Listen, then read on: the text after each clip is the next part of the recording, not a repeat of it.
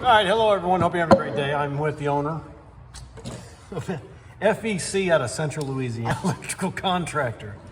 We are going to tell you why, to answer a question from a video earlier. No, answer a question from a video earlier that was posted about, what was it? It was about the, it's about the breaker in a panel, why they have curly cues on them. So he is going to tell you why there was a question somebody asked that said, why are AFCI so bad? Why do they suck?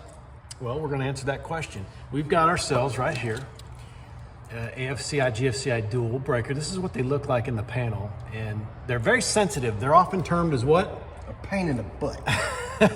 Or a nuisance breaker, because they detect the littlest arc, and they go off, and you can't find where it's at. You don't know why. And it could be an outlet, a switch, a new outlet, a new switch, an old outlet. So tell us in your expertise.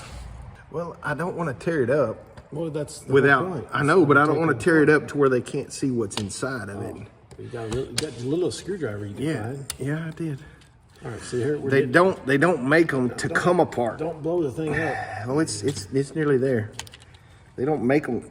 Oh, there we go. Now we got it. Now we got the inside. We're gonna fix it to where you can kind of get a better look at it. There we go. Now I'm gonna put this kind of back where it was. There we go. All right. If you'll look in here, I know I kind of jacked it up right there a little bit, but this is what a standard receptacle looks like on the inside. So the blade right here, usually it looks like this. So when you push something in it, it does like that, okay? So that's what it looks like whenever your blades of your cord, whatever cord you got, goes in it. So as you can see, it's opened up now. This was brand new whenever I tore it apart. So now I stuck my blade in there, and you see it's got a gap in it now.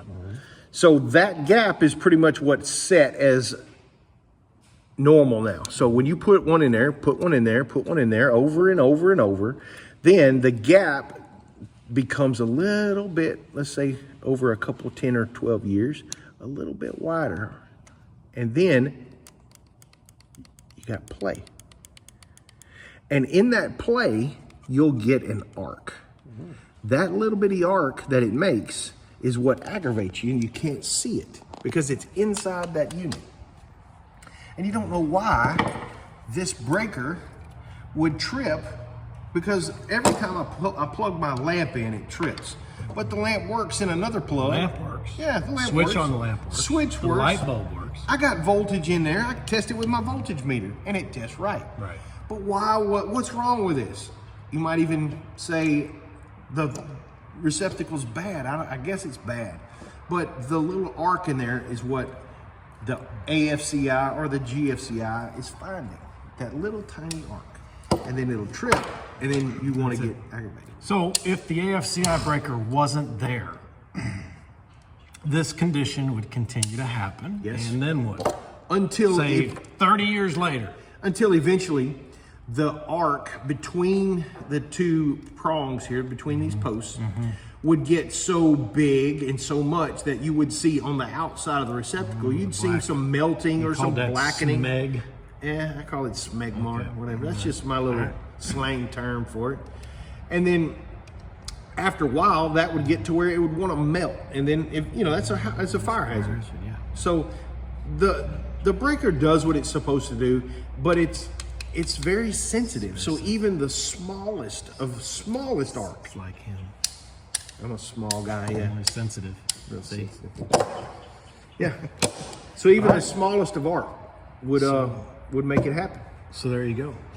So that answers your question. Hopefully you now know why arc fault breakers really do suck. Not very good.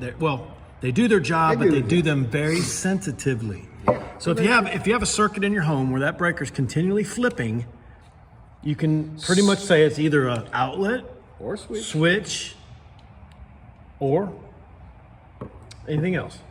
Could be anything in the circuit. A nail in the wall. Yeah. If you hit a nail in the wall, put a picture on the wall. It'll trip it. So it should. All right.